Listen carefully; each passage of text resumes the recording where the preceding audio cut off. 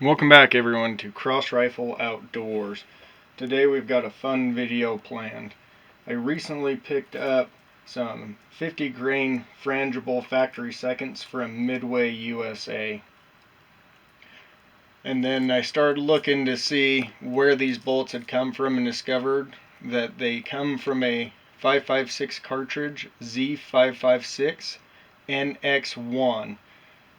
And I wanted to go ahead and see if I could clone that round. With a 16-inch barrel, it has an average velocity of 2,820 feet per second. We'll be using H335, starting out with 24 grains, working up in half grain increments to 25 grains. For a primer, we'll be using the CCI 400, and we'll be using mixed Lake City once fired brass. Now these bullets are extremely long. We will not be going over the published load data with this. Here we have a size comparison. This is a 55 grain spire point from Hornady. Next to it we have our 50 grain frangible round. And next to that we have a 75 grain ELD-M. I've already done the case prep and thrown our powder charges. So let's go ahead and start seating some bullets. For those of you who do not know what a frangible round is, your common bullet is a copper jacket with a solid piece of lead in the middle. Now these frangible bullets happen to have a lead core, but instead of being solid lead, it's powdered lead. So it's great for shooting still at close range practice. Some people say you can use it for home defense. I don't know if I quite agree with that. I think that it does not have enough penetration to be a viable home defense round. But nonetheless, I love to shoot still, and why not make it as safe as we can and have some fun along the way. These bullets were a reasonably priced purchase. We got 1,000 of them for $175. I'm not sure if Midway still has them available.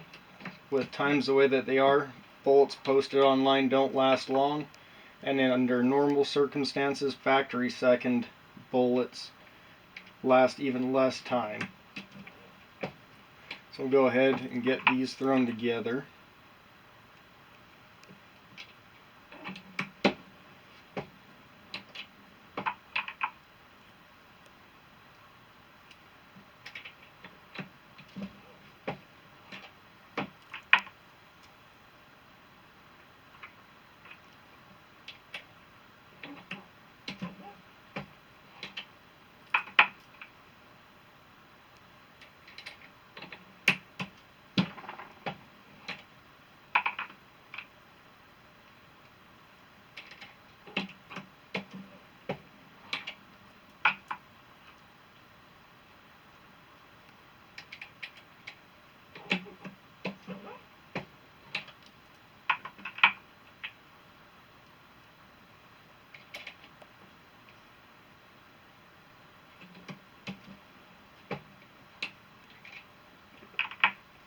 And I will see you on the range.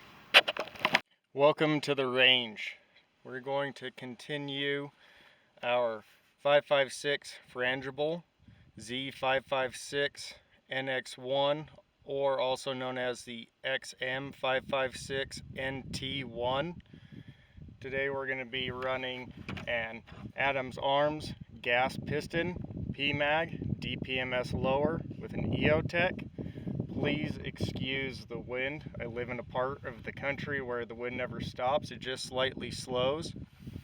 Everything that I could find online for this ammunition for a 16-inch barrel should put us at 2,820 feet per second. Our first powder charge is 24 grains. Let's see if we can get close to what we're shooting for.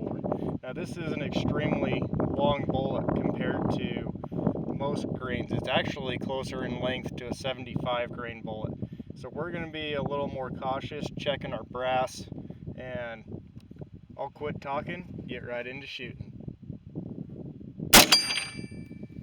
28.90. 29.24. 29.40. 29.25. 29.62. Man, first load already above and beyond our target velocity. That's impressive. I'm going to check the brass, and if the brass looks okay, we're just going to keep working on up and see what kind of velocity we can get out of this pig. Alright, I checked out the brass. We're getting a little bit of primer flattening around the edges and a little more cratering. This might be the last one we go up powder charge wise.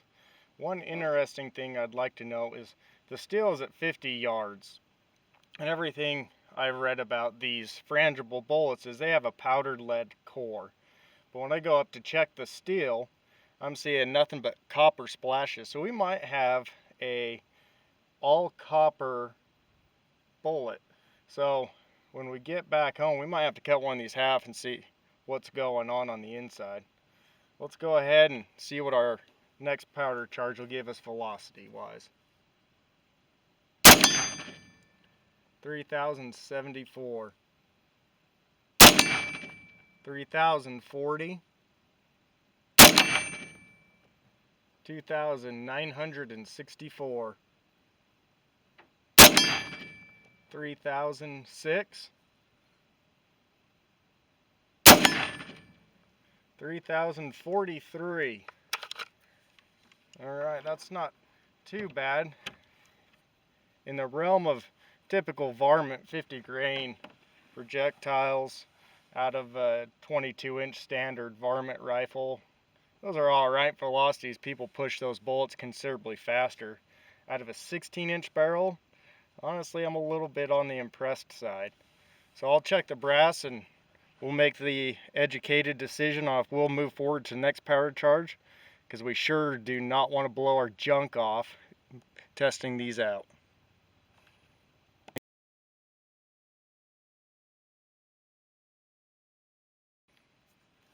Alright, just checked our brass.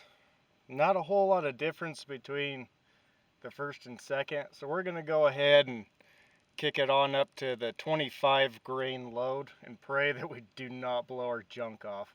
Let's go ahead and see what kind of velocities this gives us.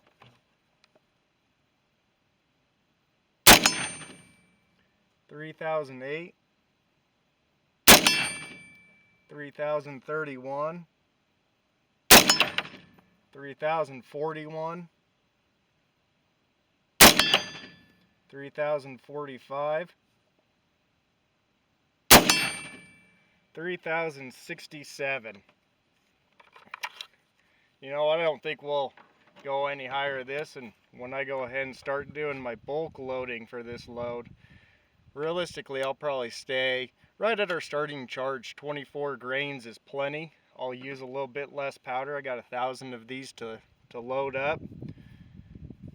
It's a good round. It's just for practice. I'm not planning on doing anything special with it. So thank you for watching. We'll see you next time.